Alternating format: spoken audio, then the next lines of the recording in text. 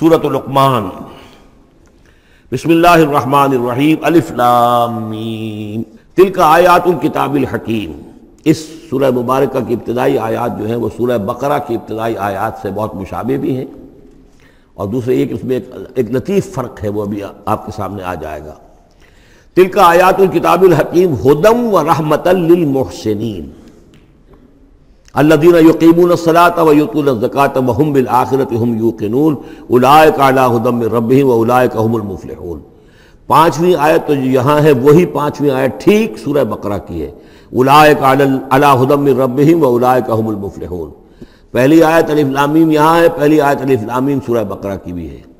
Note کیجئے کہ وہاں آیا تھا ھدی للمتقین، یہ تقوی والوں کے لیے جن میں کوئی حق کی طلب ہے، جو چاہتے ہیں نیک راستے پر چلنا، جن میں طلب ہدایت ہے، ان کے لیے ہدایت ہے۔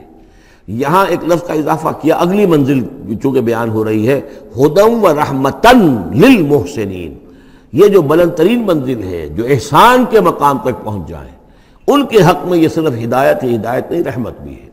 تو یہاں تقابل اگر کریں گے، الف لام میم ذالک الکتاب لا ریب فیہ ھدی للمتقین، یہاں فرمایا تلک آیات الکتاب الحکیم، یہ ایک بڑی حکمت بڑی کتاب کی آیات ہیں، اور یہ ہدایت ہے اور رحمت ہے محسنین کے حق میں۔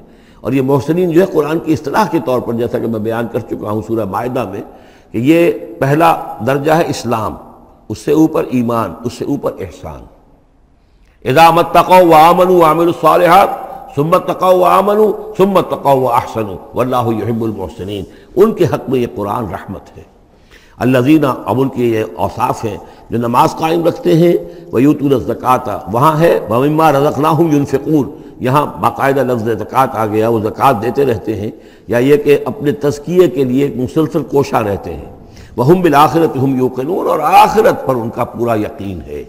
اصل شے جو ہے جو انسان کے عمل اور کردار پر اثر انداز ہوتی ہے، وہ ایمان بالآخرہ ہے۔ اولئک علی ھدی من ربہم، یہ لوگ ہیں ہدایت پر اپنے رب کی جانب سے، واولئک هم المفلحون، اور یہی ہے فلاح پانے والے۔ ومن الناس من یشتری لہو الحدیث لیضل عن سبیل اللہ بغیر علم، لوگوں میں سے کچھ ایسے بھی ہیں کہ جو کھیل کی باتیں خریدتے ہیں، کھیل کود، اور تاکہ لوگوں کی توجہ ادھر ہو جائے۔ اور یہ باقاعدہ کیا ہے نضر بن حارث، جو رؤسائے قریش میں سے تھا، اور اس شخص کا معاملہ یہ تھا کہ یہ حضور کے شدید ترین مخالفین میں سے تھا۔ اس نے یہ کیا کہ یہ لوگ جو ہیں، چونکہ عربوں کے اندر ذوق تو تھا، ان کے ہاں اچھے شاعروں کی بڑی قدر تھی، خطبہ ادب جو ہے، فصاحت و بلاغت جو ہے اس سے ان کو دلچسپی تھی، قرآن مجید کی فصاحت اور بلاغت انہیں اپنی طرف کھینچتی تھی۔ وہ چاہتے تھے کہ یہ لوگ سنیں ہی نہ، تو وہ کہیں سے شام گیا اور وہاں سے کوئی گانا گانے والی ایک لونڈی لے آیا جو بہت اچھا گانا گاتی تھی، اور اس کی محفلیں اس نے منعقد کرانی شروع کر دی تاکہ لوگ آئیں یہاں پر اور یہ اس میں مگن رہیں، اور رات کا وقت وہاں لگائیں تو دن میں سوئیں۔ بہرحال کسی طریقے سے ان کی توجہات جو ہے اس کو محمد کی طرف سے ہٹا کر صلی اللہ علیہ وسلم، تو ان چیزوں میں لگا دیا جائے۔ اور یہ اچھی طرح سمجھ لیجئے کہ اس وقت دنیا میں یہ کھیلوں کا معاملہ، سپورٹس کا، گیمز کا معاملہ، اور پورے ذرائع ابلاغ کے اوپر معلوم ہوتا ہے چھائی ہوئی شے یہی ہے۔ ٹی وی کے اوپر تو معلوم ہوتا ہے کہ دنیا کی اہم ترین شے جو ہے وہ یہ گیمز ہیں، ان کے ٹورنامنٹس ہیں، وہ وہاں ہو رہا ہے، یہاں ہو رہا ہے، وہاں ہو رہا ہے، یہاں ہو رہا ہے، یہ ٹینس کا ہے، یہ فلاں کا ہے، یہ تیراکی کا ہے، اور یہ گیم، اس لیے کہ اسی کو دیکھتے رہو۔ جو بھی وقت کوئی فارغ ہے، ظاہر بات ہے کہ کہیں ایسا نہ ہو کہ کہیں بیٹھے بیٹھے کہیں اچانک خیال ہی آ جائے کہ بھئی سوچے انسان میں ہوں کون، کہاں سے آیا ہوں، کہاں جا رہا ہوں، زندگی کا مال کیا ہے، مقصد کیا ہے، اپنے حالات کے بارے میں ہی سوچے، دنیا کدھر جا رہی ہے، قوم کدھر جا رہی ہے، ملک کدھر جا رہا ہے، نہیں، ان کو مست رکھو۔ وہ اقبال نے تو کہا تھا کہ ابلیس نے یہ کہا اپنے کارندوں سے کہ مست رکھو ذکر و فکر صبح گاہی میں اسے، اور پختہ تر کر دو مزاج خانقاہی میں اسے۔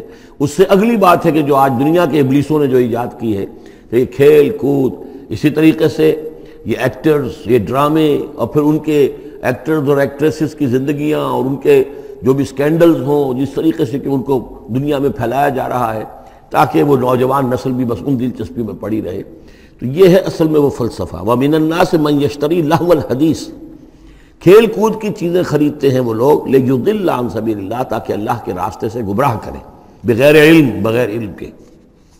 وَيَتَّخِذَهَا هُزُوًا، اور اللہ تعالیٰ کا جو معاملہ ہے اس کو یہ وہ ہنسی ٹھٹا بنا دیں۔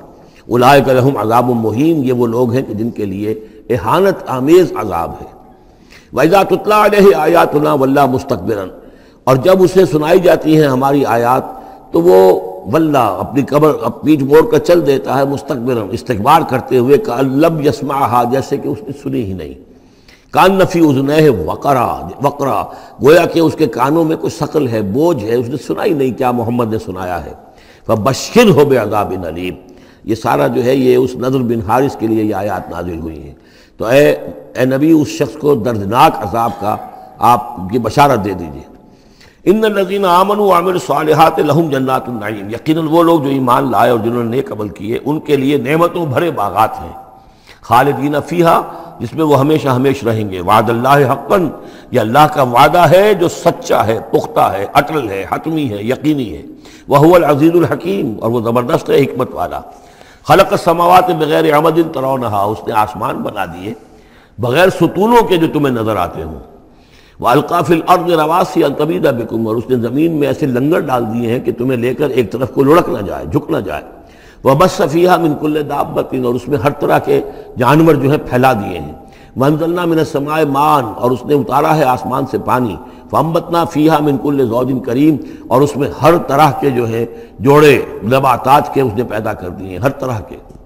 آپ کو معلوم ہے کہ ان کی بھی فیملیز ہوتی ہیں، یہ سٹرس فیملی ہے اور یہ فلاں فیملی ہے، اس طریقے سے اللہ تعالیٰ نے ان کے بھی خاندان بنائے ہوئے۔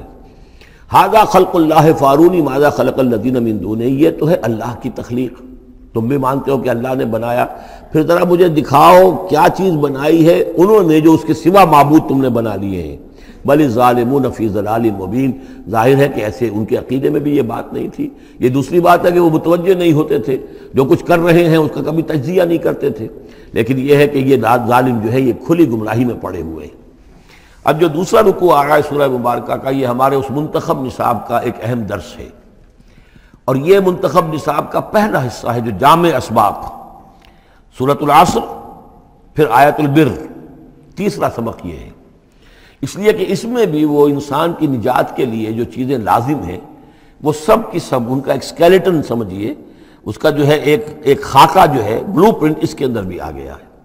اور یہ اصل میں ایک ایسے شخص کی مثال ہے جو نہ خود نبی تھے نہ کسی نبی کے پیروکار تھے، لیکن وہی جو بات میں نے بارہا آپ سے عرض کی ہے کہ سلیم الطبع انسان، سلیم الفطرت انسان اور سلیم العقل انسان، فطرت کج نہ ہوئی ہو، پرورٹڈ نہ ہو، اور انسان کی عقل جو ہے اس کے اوپر پردے نہ پڑ گئے ہوں، تو انسان کچھ حقائق تک خود پہنچ جائے گا چاہے کسی نبی کی دعوت اس تک نہ پہنچی ہو۔ وہ مقام کیا ہے کہ وہ پہچان لے گا کہ اس کائنات کا ایک خالق ہے، وہ اکیلا ہے، وہی اس کا مدبر ہے، وہی چلا رہا ہے، وہ تمام صفات کمال سے بتمام و کمال متصف ہے۔ پھر یہ کہ اس نے جو ہمیں پیدا کیا ہے تو زندگی صرف یہ زندگی نہیں ہے بلکہ کوئی اور زندگی بھی ہوگی، اس کے پاس لوٹنا بھی ہوگا، ہم اس کی طرف جائیں گے اور پھر ہمیں اپنے اعمال کا محاسبہ وہاں پر فیس کرنا ہوگا اور جزا و سزا ہوگی۔ یہاں تک انسان پہنچ سکتا ہے، یعنی ایمان ابھی نہ کہیے، ایمان تو تصدیق کو کہتے ہیں، ایمان کا لفظ تو ہوتا ہے جبکہ نبی کی دعوت کی تصدیق کی جائے تو لفظ ایمان ہے، لیکن یوں سمجھیے کہ معرفت یا حکمت، معرفت اور حکمت کے یہ دو سٹیشنز ایسے ہیں کہ جس تک انسان پہنچ جاتا ہے بغیر وحی کی رہنمائی کے، اگر اس کی فطرت سلیم ہے، اس کی عقل سلیم ہے۔ اس کے بعد وہ سوال کرتا ہے، یہی میں نے سورہ فاتحہ میں آپ کو بتایا تھا کہ سورہ فاتحہ دعا ہے، لیکن کس شخص کی دعا ہے؟ عام آدمی کی دعا نہیں ہے، وہ ہمیں تلقین تو کی گئی ہے نماز میں، ہم وہی پڑھتے ہیں، لیکن اس میں پیش نظر کیا ہے کہ ایک شخص جو اپنی سلامتی طبع، سلامتی فطرت، سلامتی عقل سے یہاں تک تو پہنچ گیا کہ الحمدللہ رب العالمین الرحمن الرحیم مالک یوم الدین ایاک نعبد، یہاں تک تو وہ پہنچ گیا ہے۔ اے رب پھر تیری ہی بندگی کرنی چاہیے، تیری ہی مرضی پر چلنا چاہیے، لیکن تیری مرضی کس شے میں ہے یہ ہمیں معلوم نہیں، تو کس چیز سے راضی ہوتا ہے، کس سے ناراض ہوتا ہے یہ ہمیں معلوم نہیں، تیری بندگی کیسے کریں یہ ہمیں معلوم نہیں۔ تو اس سے آگے پھر ہے وہ جو اہدنا الصراط المستقیم ایاک نعبد و ایاک نستعین اہدنا الصراط المستقیم۔ تو ایسی ایک شخصیت تھی حضرت لقمان کی، جہاں تک روایات ہیں ان سے معلوم ہوتا ہے کہ یہ حبشی النسل تھے۔ نوبیا ایک جگہ ہے کہ جو سوڈان اور یوں سمجھیے کہ مصر کے تقریباً درمیان یا سرحد پر ہے، وہاں یہ رہتے تھے اور کارپینٹر تھے، لیکن یہ کہ اللہ تعالیٰ ذہانت جس کو بھی چاہے دے دے، لیکن ان کے اندر اللہ تعالیٰ نے وہ ذہانت بھی دی تھی، اور وہ سلامتی فکر، سلامتی عقل، سلامتی فطرت، سلامتی قلب، اس کے نتیجے میں وہ اس چیز تک پہنچ گئے تھے، توحید تک۔ اور اس کے ساتھ ہی یہ ہے کہ اعمال انسان کے جو ہیں وہ ضائع جانے والے نہیں ہیں، ان کا کوئی نہ کوئی بدلہ مل کر رہے گا۔ باقی یہ کہ جو چیزیں وہی سے معلوم ہوتی ہیں، جنت دوزخ، وہ تو ان کے تذکرہ نہیں ملے گا اس کے اندر، جو چیزیں، اور کسی رسول کا تذکرہ بھی نہیں ملے گا، اس لیے کہ وہ کسی رسول کے امتی ہوتے تو تذکرہ کرتے۔ یہاں انہوں نے جو اپنی ایک حکیم اور دانا انسان نے اپنے ساری عمر کے سوچ کا جو لب لباب ہے، خلاصہ ہے، حاصل ہے، وہ اپنے بیٹے کو اپنے انتقال کے وقت وصیت کی شکل میں منتقل کیا ہے، اور اس کو اللہ تعالیٰ نے قرآن میں نقل کر دیا، کیونکہ ان کے اقوال کوٹ کیے جاتے تھے۔ جیسے ہم کو تقریر کرتے ہیں تو کبھی علامہ اقبال کا حوالہ دیتے ہیں، ان کا شعر کوٹ کر دیتے ہیں، کبھی کسی اور کا، تو یہ بھی اصل میں عرب میں خطباء اور شعراء جانتے تھے کہ یہ لقمان جو ہے یہ بہت ہی حکیم اور دانا انسان تھے، اور ان کے اقوال جو ہے کوٹ کیے جاتے تھے اشعار میں بھی اور خطبات میں بھی۔ تو اللہ نے بتایا کہ دیکھو یہ لقمان بھی جو اپنی سلامتی طبع اور سلامتی فکر کی وجہ سے جہاں تک پہنچا، وہ وہی اصول ہے کہ جن کی طرف محمد تمہیں دعوت دے رہے ہیں صلی اللہ علیہ وسلم۔ وَلَقَدْ آتَيْنَا لُقْمَانَ الْحِكْمَةَ، اور ہم نے لقمان کو دانائی عطا کی۔ دانائی کا نتیجہ کیا تھا؟ انشکر للہ، کہ شکر کرو اللہ کا۔ دانائی کا تقاضا، فطرت کی سلامتی کا تقاضا کیا ہے؟ جو بھی آپ کے ساتھ بھلائی کرے اس کے لیے ایک احسان مندی کی جذبات آپ میں پیدا ہونے چاہیے۔ اگر نہیں ہو رہا ہے تو فطرت جو ہے پرورٹڈ ہے، بس ہو گئی، جو بھی بھلائی کرے۔ اور عقل کا تقاضا کیا ہے کہ اصل جو ہے منعم اس کو پہچان لیا جائے، اور وہ اللہ ہے۔ تو نتیجہ کیا نکلے گا؟ وہ سلامتی طبع جمع سلامتی عقل، تو اللہ کو پہچان لیا جائے اور کہا جائے الحمدللہ، جہاں سے قرآن مجید شروع ہوتا ہے۔ انشکر للہ، کہ شکر کرو اللہ کا۔ ومن یشکر فانما یشکر لنفسہ، جو کوئی بھی شکر کرتا ہے تو وہ شکر کرتا ہے اپنے ہی بھلے کے لیے، اپنے ہی فائدے کے لیے۔ ومن کفر فان اللہ غنی حمید، اور جو کفران نعمت کرتا ہے، ناشکری کرتا ہے، تو اللہ تو غنی اور حمید ہے۔ وَإِذْ قَالَ لُقْمَانُ لِابْنِهِ، اب یہاں سے حضرت لقمان کی وہ نصیحتیں ہیں جو انہوں نے اپنے بیٹے کو کی ہیں، یہاں مذکور نہیں ہے، لیکن مراد یہی ہے کہ انتقال کے وقت، جیسے کہ کوئی شخص دولت مند ہے تو وہ اپنے انتقال کے وقت اپنے بیٹوں کو، یا اگر بیٹا ایک ہی ہے تو اسے بتائے گا کس سے لینا ہے، کس کو دینا ہے، کیا حساب کتاب ہے، کہاں کہاں میرے ایسیٹس ہیں۔ کوئی دفینہ ہے تو بھی بتائے گا کہ میرا وہاں فلاں جگہ پر دولت دفن ہے۔ ایک حکیم انسان کے پاس اصل شے اس کی ساری عمر کے غور و فکر کا جو حاصل ہے کہ میں نے جو کچھ سوچا ہے، میں نے جو کچھ بھی حاصل کیا ہے اپنی فطرت سلیمہ اور عقل سلیم کی رہنمائی میں، وہ میں تمہیں منتقل کر رہا ہوں۔ وَإِذْ قَالَ لُقْمَانُ لِابْنِهِ وَهُوَ يَعِظُهُ، یاد کرو جب کہ کہا لقمان نے اپنے بیٹے سے اور وہ اسے نصیحت کر رہے تھے، یا بنی لا تشرک باللہ، نمبر ایک اللہ کے ساتھ شرک مت کیجو، ان الشرک لظلم عظیم، یقیناً شرک بہت بڑا ظلم ہے، بہت بڑا ظلم ہے، سب سے بڑی ناانصافی۔ عربی زبان میں ظلم کہتے ہیں وضع الشیء فی غیر محلہ، کسی شے کو ہٹا کر اس کے اصل مقام سے ہٹا کر کہیں اور رکھ دینا، یہ ظلم ہے۔ اللہ خالق ہے تنہا، باقی سب مخلوق ہیں، اب آپ نے مخلوق میں سے کسی کو اللہ کے برابر کر دیا، یا اللہ کو کسی اعتبار سے گرا کر مخلوق کی صف میں لا کے کھڑا کر دیا، تو اس سے بڑا شرک، اس سے بڑی ظلم، اس سے بڑی ناانصافی، اس سے بڑا ظلم کوئی نہیں۔ وَإِذْ قَالَ لُقْمَانُ لِابْنِهِ وَهُوَ يَعِظُهُ يَا بُنَيَّ لَا تُشْرِكْ بِاللَّهِ إِنَّ الشِّرْكَ لَظُلْمٌ عَظِيمٌ، اور اس کے بعد فوراً ہی اللہ تعالیٰ نے اپنی طرف سے ایک بات ایڈ کی ہے۔ یہ چوتھا مقام آ گیا ہے کہ جہاں اللہ کے حق کے فوراً بعد والدین کا حق۔ ظاہر بات ہے کہ حضرت لقمان کو یہ بات کچھ یعنی مناسب نہیں معلوم ہوئی کہ وہ اپنا حق بھی بیان کریں، لہذا اس کی تکمیل کر دی ہے اللہ تعالیٰ نے۔ وَوَصَّيْنَا الْإِنسَانَ بِوَالِدَيْهِ، اور ہم نے وصیت کی انسان کو اس کے والدین کے بارے میں، اور والدین میں سے بھی خاص طور پر والدہ، اس لیے کہ زیادہ مشقت وہ جھیلتی ہے، زیادہ تکلیفیں بچوں کی پرورش میں ماں کو برداشت کرنی پڑتی ہیں۔ وَوَصَّيْنَا الْإِنسَانَ بِوَالِدَيْهِ حَمَلَتْهُ أُمُّهُ وَهْنًا عَلَى وَهْنٍ، اسے اٹھائے رکھا، وہ جو حمل ہے اس کے اپنے جسم کے اندر اٹھائے رکھا اس نے اس کو، وہنن علی وہنن، کمزوری پر کمزوری جھیل کر، وفصالہ فی عامین، پھر اس کا دودھ چھڑانا ہوا 2 سال میں سے۔ پھر یہ کہ پہلے 9 مہینے تو جونک کی طرح اس کے جسم کے اندر خون چوستا رہا، اور اس کے بعد پھر جو ہے دودھ اس کا جو ہے پیا ہے، تو وہ بھی اس کی توانائیاں اور اس کی قوت ہی ہے کہ جو دودھ کی شکل میں اس کے لیے غذا بنی ہے۔ انشکر لی ولوالدیک، کہ شکر کرو میرا اور اپنے والدین کا، الی المصیر، اور میری طرف تم کو لوٹ کر آنا ہے۔ اب دیکھیے جیسے میں نے وہاں عرض کیا تھا کہ سورہ عنکبوت میں اور اس میں بڑی مناسبت ہے ان دو میں، وہ مضمون اب یہاں بھی آ رہا ہے کہ اگر یہ دو حق ٹکرا جائیں، ایک حق اللہ کا ہے شرک نہ کیا جائے، ایک حق والدین کے ساتھ حسن سلوک ہے، اب یہ ٹکرا گئے، والدین کہہ رہے ہیں شرک کرو، اب کیا کریں؟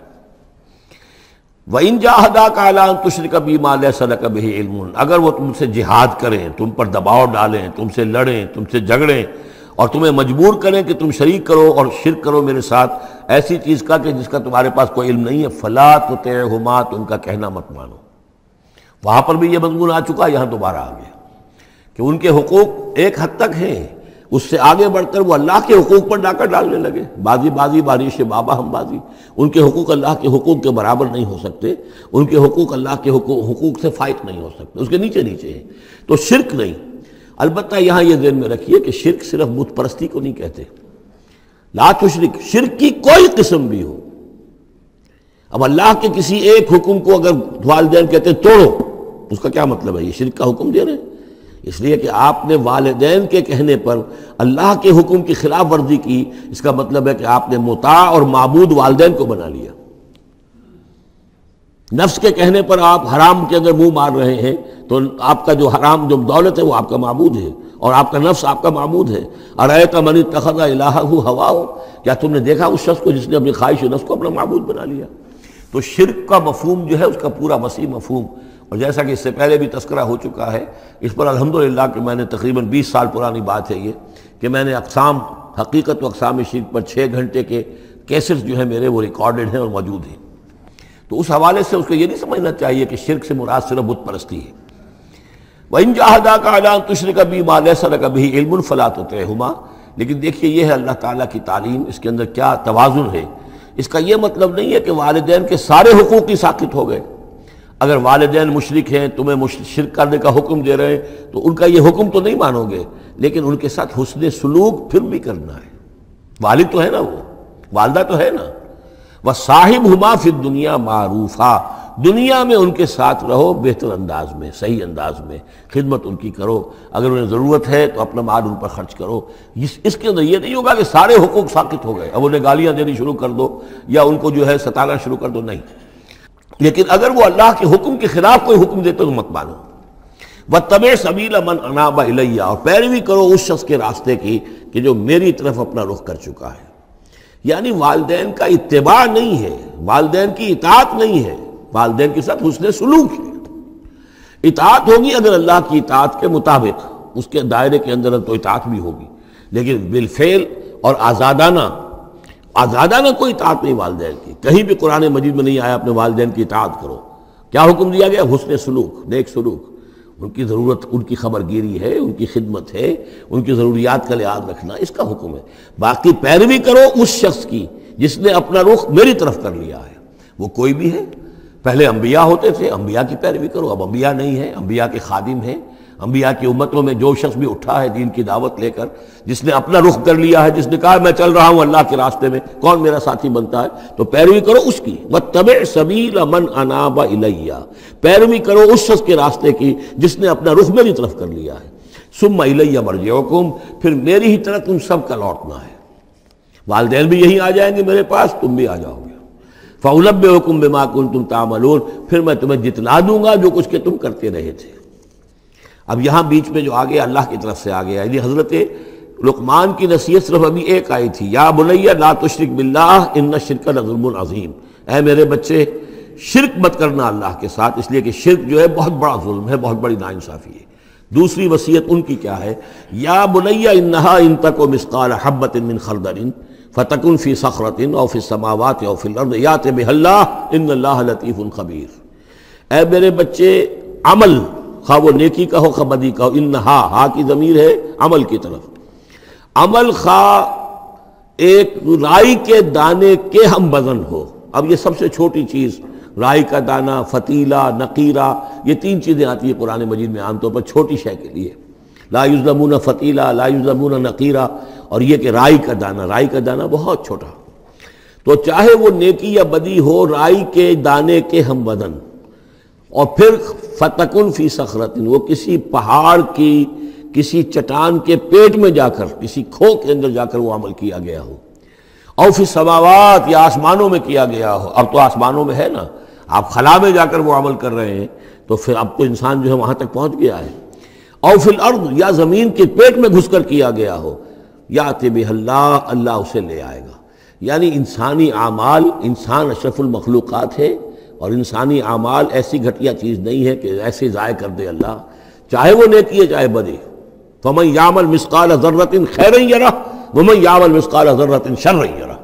لیکن عمل ضائع نہیں ہوگا، چاہے وہ رائی کے دانے کے برابر ہو، پھر چاہے وہ کسی چٹان میں گھس کر کیا گیا ہو، کسی پہاڑ کی کھو میں کیا گیا ہو، چاہے وہ خلا اور فضا کی پہنائیوں میں کیا گیا ہو، چاہے وہ زمین کے اندر سرنگ کھود کر کیا گیا ہو. یات بہ اللہ ان اللہ لطیف الخبیر، یقیناً اللہ تعالیٰ باریک بین ہے، باخبر ہے.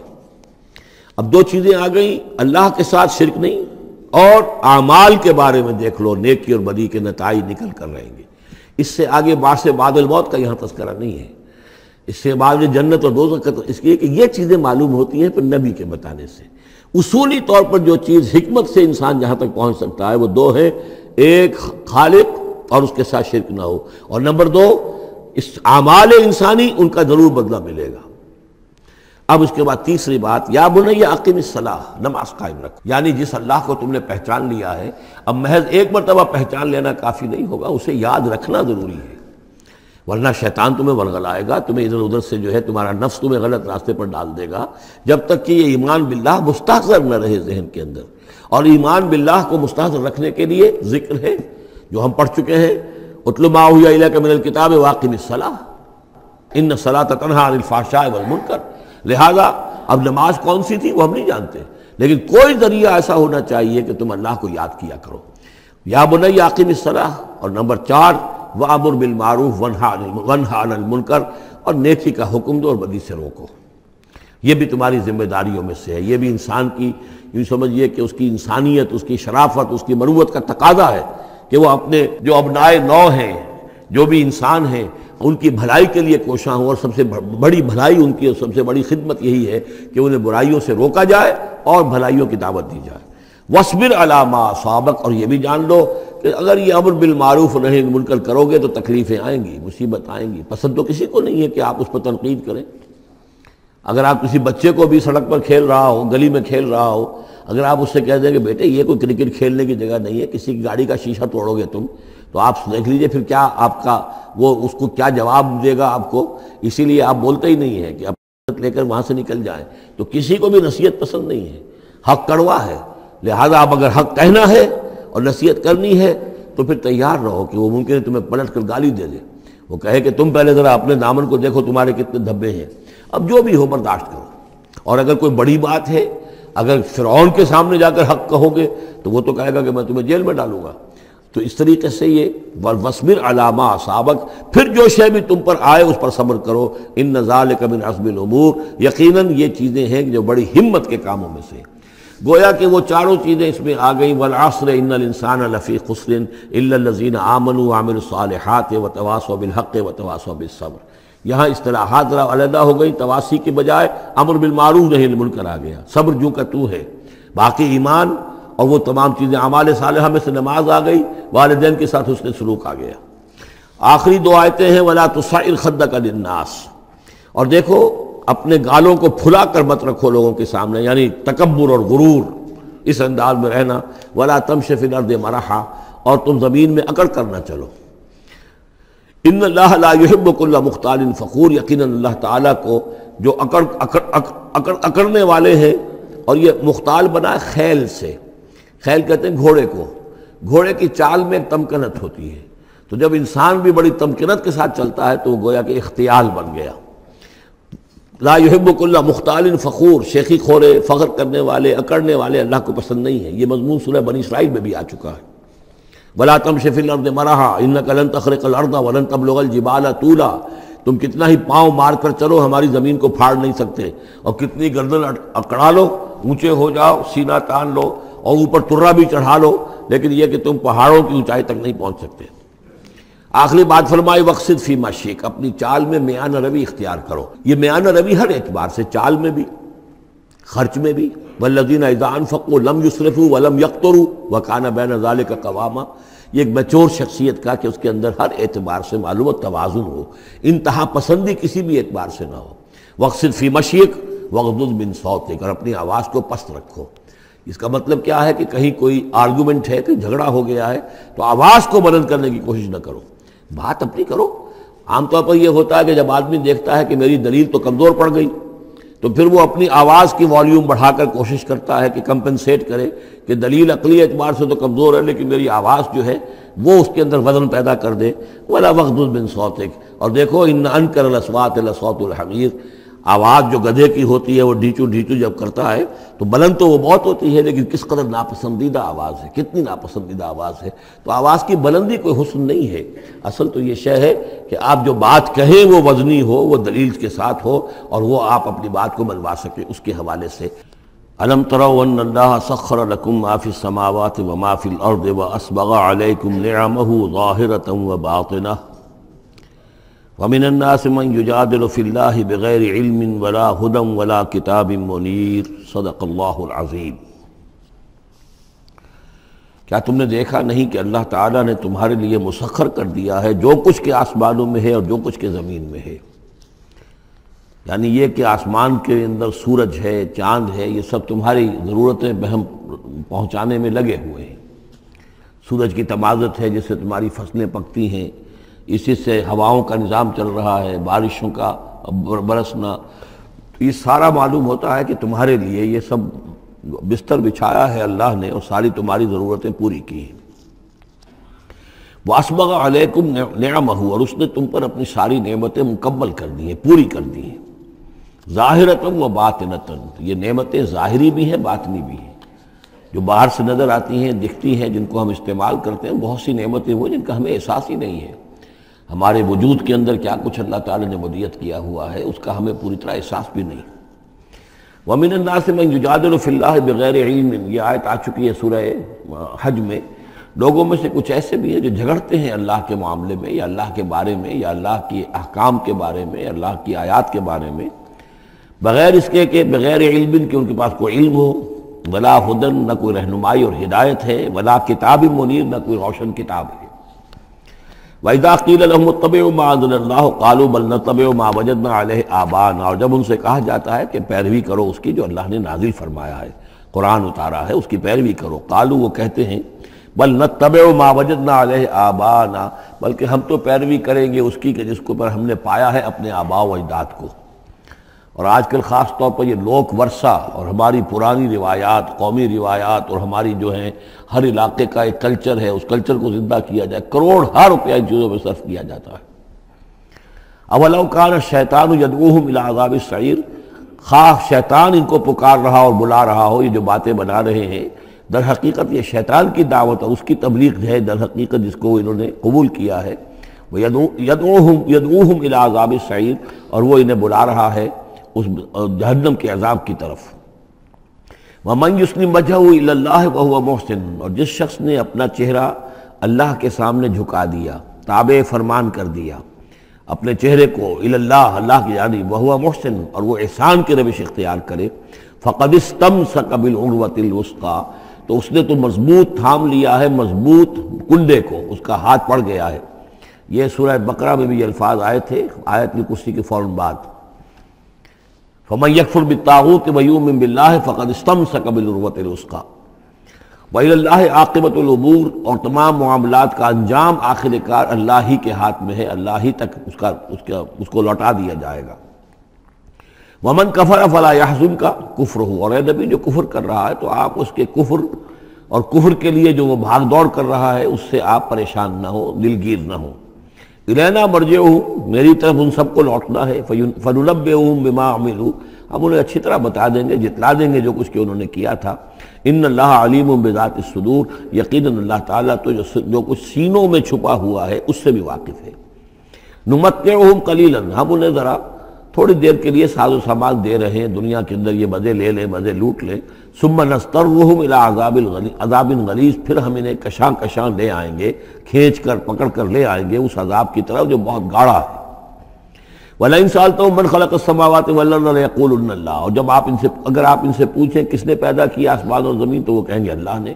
قُلِ الْحَمْدُ لِلَّهِ، کہیے الحمدللہ، ساری حمد بھی پھر اسی کی ہے۔ بل اکثرہم لا یعلمون، لیکن یہ کہ ان کی اکثریت علم نہیں رکھتی۔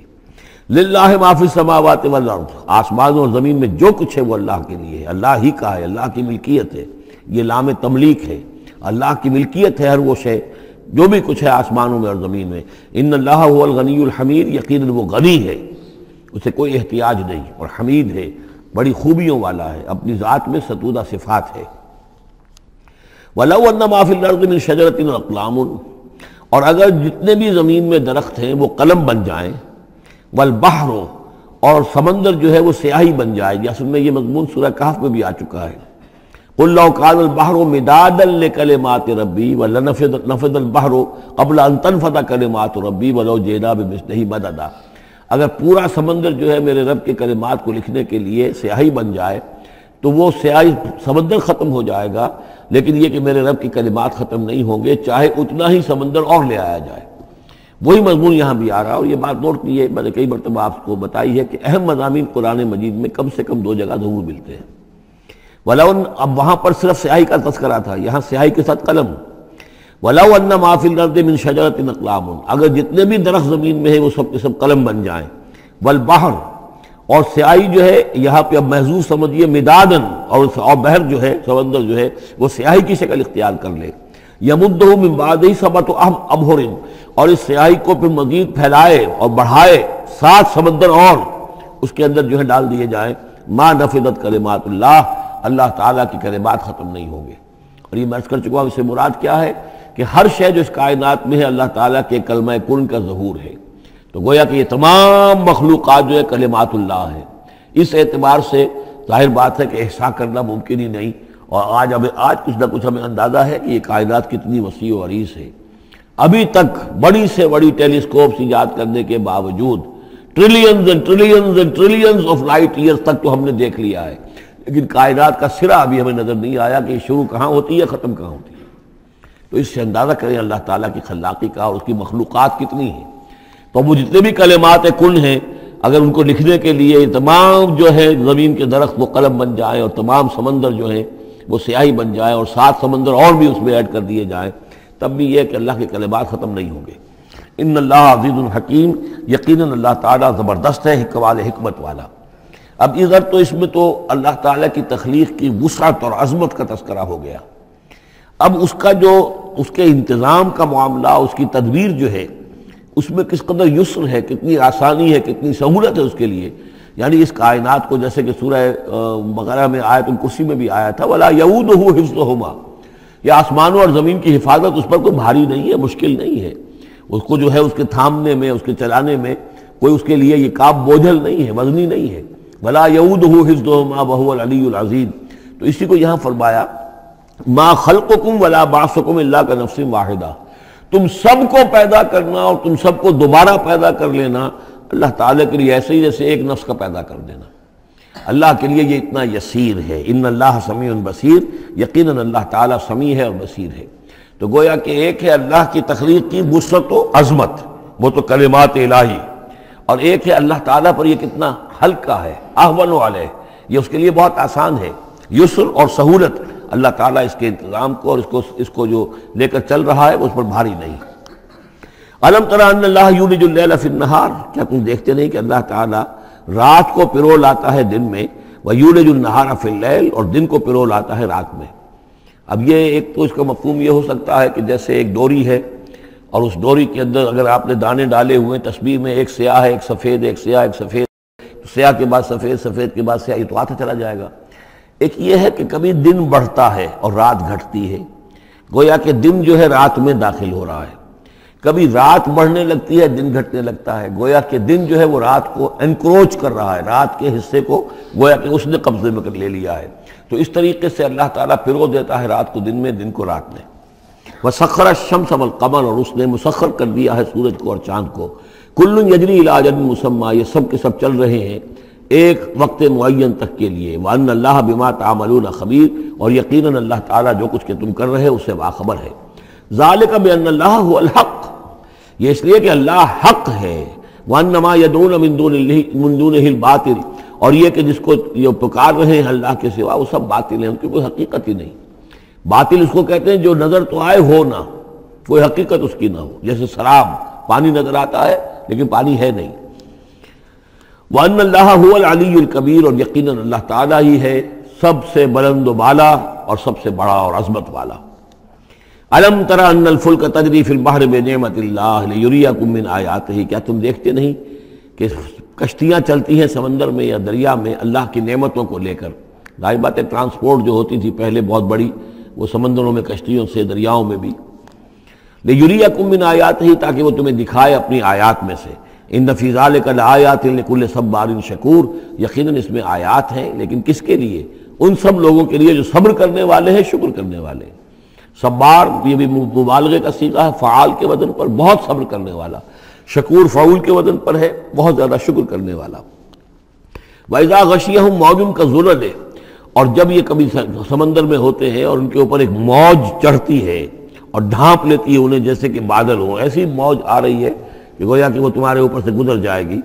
دعوا اللہ مخلصین لہ الدین، تو وہ پکارنے لگتے ہیں اللہ کو اسی کے لیے اپنی اطاعت کو خالص کرتے ہوئے۔ فلما نجاہم الی البر، اور جب اللہ انہیں نجات دے کر لے آتا ہے خشکی پر، فمنہم مقتصد، تو ان میں سے کچھ وہ لوگ ہیں کہ جو بیچ کی چال پر چلتے ہیں، یعنی یہ کہ اکثر و بیشتر جو ہیں وہ پھر شرک کی راہ اختیار کر لیتے ہیں۔ وما یجحد بآیاتنا الا کل ختار کفور، اور ہماری آیات کا انکار نہیں کرتے مگر وہی جو قول کے جھوٹے ہیں اور ناشکر ہیں۔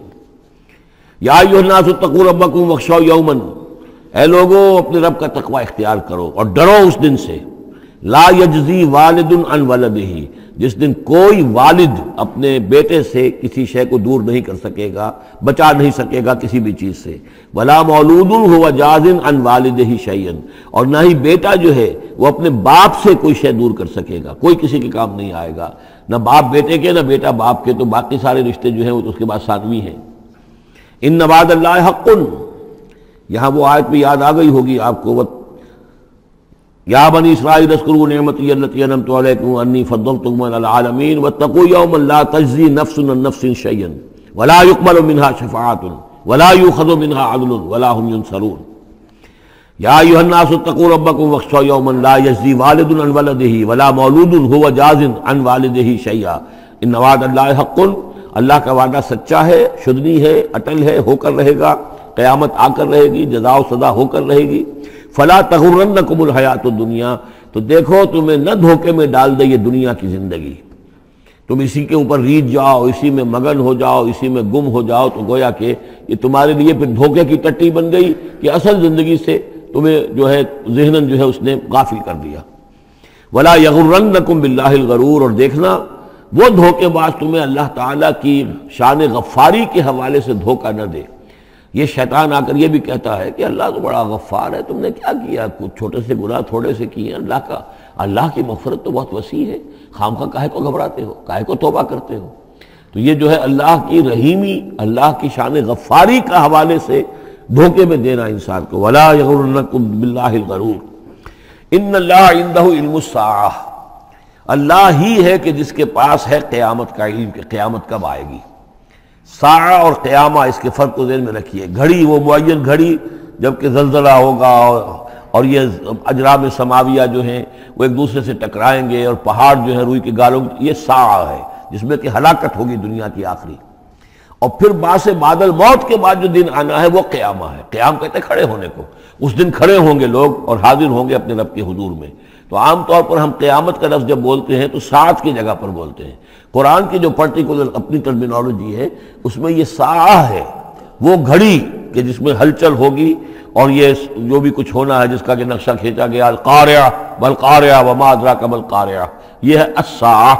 لیکن پھر جب باعث بعد الموت کے بعد جب کھڑے ہونا ہے قبروں سے نکل کر اللہ کے حضور میں، تو یہ ہوگا قیامہ، کھڑے ہونے کا دن۔ ان اللہ عندہ علم الساعہ، وہ ساعت کب آئے گی اس کا علم صرف اللہ کے پاس ہے۔ وَيُنَزِّلُ الْغَيْثَ، وہی بارش برساتا ہے۔ وَيَعْلَمُ مَا فِي الْأَرْحَامِ، وہ جانتا ہے جو کچھ کے رحموں میں ہے، ماں کے پیٹ میں کیا ہے وہ جانتا ہے۔ وَمَا تَدْرِي نَفْسٌ، اور کوئی جان نہیں جانتی ماذا تکسب غدا، کہ کل وہ کیا کمائی کرے گی۔ وَمَا تَدْرِي نَفْسٌ، اور کوئی جان نہیں جانتی بِأَيِّ أَرْضٍ تَمُوتُ، کہ کس زمین میں اس کی موت واقع ہوگی۔ ایک شخص ہے اپنے ملک سے صرف چند دن کے لیے کہیں باہر گیا، وہیں انتقال ہو گیا، اسے کبھی گمان بھی نہیں ہو سکتا تھا، سال ہر سال سے کہیں مقیم ہے، وہاں موت نہیں آئی، اور کہیں گیا ہے اور وہاں موت آ گئی۔ تو کوئی نہیں جانتا کس زمین میں اس کی موت واقع ہوگی. ان اللہ علیم الخبیر، یقیناً اللہ تعالیٰ علیم اور خبیر ہے. یہ جو 5 چیزیں یہاں گنوائی گئی ہیں اس میں آج کل بڑا اشکال ہے، اور لوگ کہتے ہیں کہ یہ آپ پتہ چل جاتا ہے کہ ماں کے رحم میں جو ہے، ماں کے پیٹ میں بیٹا ہے یا بیٹی ہے. اس کے 2 اعتبار سے اس کو سمجھ لیجئے. اس آیت میں 5 چیزوں کا ذکر ہے. پہلی چیز میں حصر کا اسلوب ہے کہ یہ چیز صرف اللہ کو معلوم ہے، اگرچہ یہاں یہ نہیں لکھا ہوا ہے کہ اللہ کے سوا کوئی نہیں جانتا، پھر بھی چونکہ حصر کا اسلوب ہے. ان اللہ عندہ علم الساعہ، یقیناً اللہ ہی ہے جس کے پاس ہے قیامت کا علم، ساعت کا علم. اس میں بھی گویا کہ نفی ہو گئی کہ کوئی اور نہیں جانتا. 2 آخری چیزوں میں بھی نفی ہے، وما تدری نفس ماذا تکسب غدا، کوئی نہیں جانتا کہ کل وہ کیا کمائے گا. اس میں بھی کیٹیگوریکل نفی ہے اس کی. وما تدری نفس بأی ارض تموت، یہ بھی پھر کیٹیگوریکل نفی ہے کہ نہیں کوئی جانتا، کوئی جان نہیں جانتی کہ کہاں اس کی موت واقع ہوگی. لیکن 2 چیزیں جو ہے کیٹیگوریکل ڈینائل نہیں ہے. وَيُنَزِّلُ الْغَيْثَ، اللہ بارش برساتا ہے. یہ کہاں لکھا؟ نہ یہاں اس حصر کا اسلوب ہے، نہ یہ لکھا ہے کہ یہ کام جو ہے صرف اللہ کرتا ہے. اسی طرح یعلم ما فی الارحام، اللہ جانتا ہے جو کچھ کے رحموں میں ہے. اب یہ جو نہیں لکھا کہ کوئی اور نہیں جانتا. اس اعتبار سے قرآن مجید کے الفاظ جو ہیں ان کے اوپر تو اعتراض وارد ہو ہی نہیں سکتا. البتہ اعتراض اگر کچھ وارد ہوتا تو ایک حدیث پر ہوتا ہے. حدیث میں یہ آیا ہے کہ حضرت جبرائیل نے جب پوچھا تھا کہ مجھے قیامت کے بارے میں بتائیے، تو اس میں سے ایک روایت میں یہ الفاظ آئے ہیں کہ فی 5 لا یعلمہن الا اللہ. یہ قیامت کا علم جو ہے یہ تو ان 5 چیزوں میں سے ہے جنہیں اللہ کے سوا کوئی نہیں جانتا، اور وہاں حضور نے یہ ساری چیزیں گنوائی ہیں. اس کا جو ہے جواب وہ یہ ہے کہ رحم میں کیا ہے اس کا صرف ایک پہلو ہمیں معلوم ہوا ہے کہ وہ بیٹا یا بیٹی ہے. باقی جو کچھ ہے اس کے نہ معلوم کتنے پہلو ہیں، کتنا ذہین ہے، کس قدر فطین ہے، اس کے اندر کیا اوصاف ہے، اس میں کیا صلاحیتیں ہیں، شقی ہے یا سعید ہے، نیکوکار ہوگا بدکار ہوگا، کیا پتہ ہے، یا ہوگا یا ہوگی. تو اس سے یہ کہ اس کی جو حدیث کا بھی معاملہ ہے اس کی بھی جو ہے اس کی توجیہ موجود ہے، اس پہ کسی گھبرانے کی ضرورت نہیں ہے. ان اللہ علیم الخبیر، یقیناً اللہ تعالی علیم اور خبیر ہے.